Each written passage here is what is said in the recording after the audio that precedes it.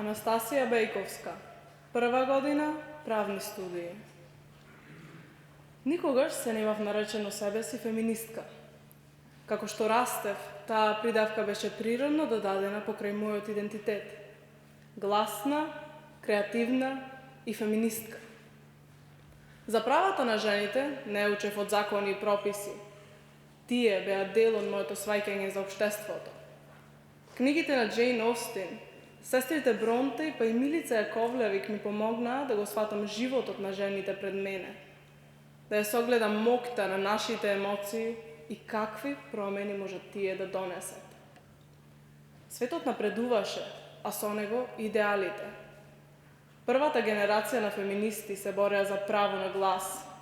Втората ги кршеа културолошките бариери, а третата ги поправаа грешките на претходните. И сега, што прави новата генерација на феминисти? Би се надевала дека се залага за да им помогне на жените кои се уште живеат во овој културолошки кафез, или пак да им пружи рака на самохраните мајки. Но модерниот феминизам е радикализиран. Фокусот е свртен на животни и хомосексуалци. Се губи суштината, но и мотивацијата за решавање на проблемите кои ги засегаат жените. Радикалните феминисти лаат за правата на кучињата, додека во светот постојат 230 милиони девојки кои се шиени во своите полови органи, бидејќи сексот за мажот е гордост, но за жената срам.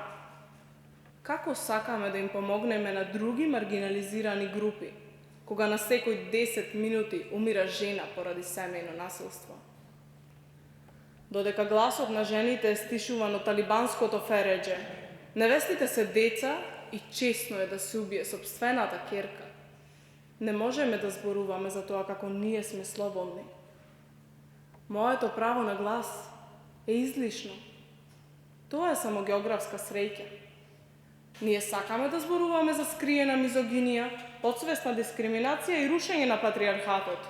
Се, додека некои жени сонуваат за можноста да научат да читаат, да се лишени од канџите на своите мачители само еден краток момент да ја почувствуваат слободата. Толку сме себични, што самите си ги замачкуваме очите и ја игнорираме туѓата несреќа. Борбата за еднакви можности го нема достигнато својот крај. Гневот на женското битие, кој како пламен гори во секој од нас, не води и ни помага. Се критикува жената која се одмаздила, но не и мажот што ја присилил. Херакле, по убиството на својата жена и деца, се уште го гледаме како херој. Но Медеја, мајка која ги убила сопствените чеда, следбеничка Хекатова, е запаметена како чудовиште.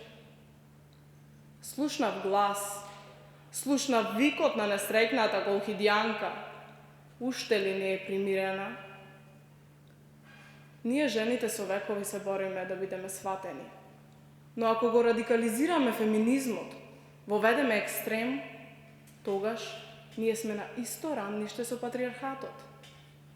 Не е идејата да се замени еден тиранин со друг. Двата полови не сме спротивни битија, туку комплементарни.